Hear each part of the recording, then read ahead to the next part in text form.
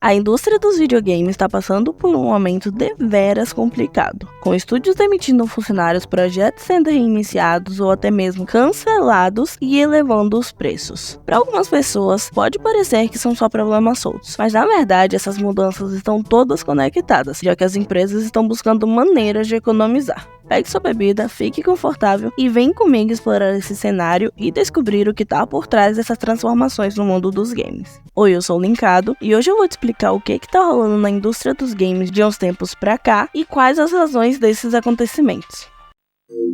A pandemia nos fez passar mais tempo em casa, e muita gente descobriu ou redescobriu os videogames, tornando o setor mais atrativo para investidores. Os números eram incríveis e o dinheiro parecia que não parava de entrar. Mas como tudo na vida, essa fase boa não durou para sempre. À medida que as coisas começaram a voltar ao normal e outras formas de diversão ganharam espaço, o interesse nos jogos diminuiu, afetando os investimentos, que caíram consideravelmente, e as empresas que tinham gasto como se o dinheiro fosse infinito começaram a sentir o impacto financeiro dessas mudanças. Com o setor de videogames em alta, as empresas começaram a adquirir estúdios menores buscando crescer ainda mais. A Xbox, por exemplo, que em apenas 3 anos trouxeram sob suas asas grandes nomes como Bethesda, King, Blizzard e Activision. Já a Sony adquiriu 21 empresas desde 2021. Essas aquisições trazem muitos benefícios, isso é verdade, mas também aumentam bastante os custos das empresas. Com equipes mais numerosas e novos projetos de desenvolvimento, o dinheiro estava sendo gasto rapidamente. Enquanto isso, o mundo ainda enfrentava desafios econômicos,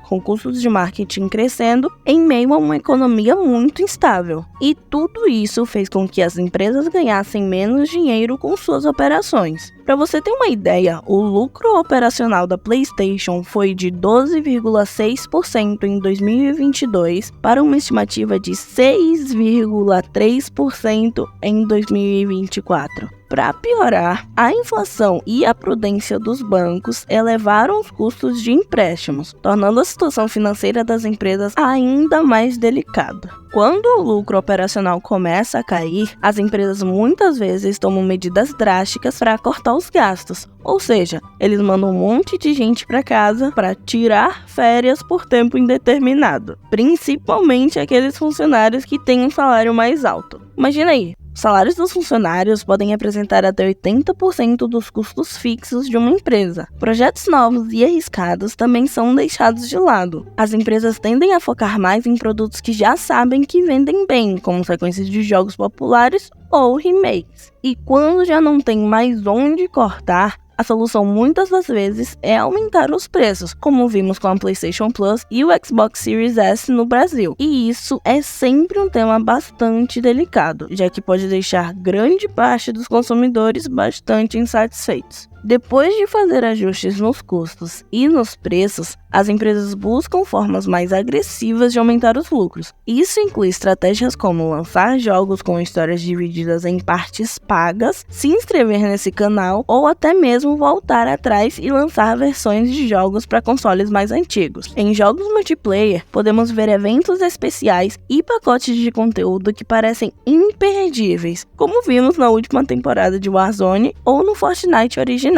que teve um número recorde de jogadores. Também tem aqueles jogos com histórias mais envolventes, que podem reservar conteúdo exclusivo para quem compra as versões mais caras. Essas são só algumas das estratégias que as empresas estão usando para ganhar mais dinheiro. E enquanto os acionistas e executivos comemoram o like que você vai deixar nesse vídeo e os bons resultados financeiros, muitos funcionários perdem seus empregos e a sensação entre os jogadores é de serem deixados para trás. Apesar de algumas pessoas acharem que as empresas se importam de verdade com os fãs, na prática, muitas decisões são tomadas pensando só em dinheiro. Mas é importante lembrar que nem todas as empresas são assim. Ainda há estúdios e projetos guiados pela paixão à comunidade e ao trabalho. Nós jogadores também não ficamos isentos dessa culpa, mas calma lá, não se emputeça ainda. A parada é que às vezes ficamos ansiosos demais, o que nos leva a pressionar os estúdios nas redes sociais, e isso pode resultar em lançamentos prematuros e jogos ainda não finalizados, o que acaba gerando críticas negativas, já que eles não estão completos. E aí muitos jogadores, ao invés de entenderem o desafio por trás do desenvolvimento de um jogo, só sai falando mal por aí e dando notas baixas, o que impacta significativamente nas vendas. Mas nem tudo é 100% ruim. Temos algumas referências muito legais. A Isomanic, por exemplo, tem feito um ótimo trabalho criando histórias mais diretas e usando DLCs bem pensadas para complementar a experiência sem forçar nada. A Capcom também, que oferece itens opcionais em Resident Evil para gerar receita sem comprometer a diversão. Ou seja, quem quiser compra, quem não quiser não precisa, porque isso não vai mudar nada na lore do jogo. Bom, apesar das oportunidades de as empresas lucrarem de forma justa, muitas vezes elas apostam nos serviços de jogo ao vivo para ter uma renda constante, tornando o mercado mais competitivo e fazendo com que poucos jogos consigam se destacar. Além de que isso também diminui muito as chances de novos jogos crescerem desde o início. Enfim,